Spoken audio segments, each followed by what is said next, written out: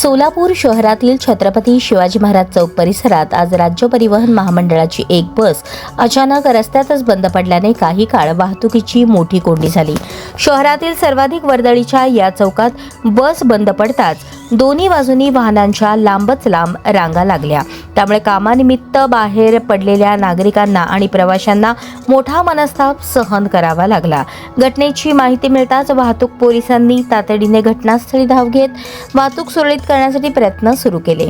कामही युद्ध पातळीवर करण्यात आले। तसेच बंद पडलेली बस बाजूला हलवण्याचे कामही युद्ध पातळीवर करण्यात आले। काही वेळानंतर वाहतूक पूर्ववत झाली असली तरी भर चौकात एसटी बंद पडल्यामुळे वाहतूक व्यवस्थेवर मोठा परिणाम झाला। या घटनेमुळे एसटी बसच्या देखभाल आणि तांत्रिक तपासणीबाबतही प्रश्न उपस्थित होत आहेत।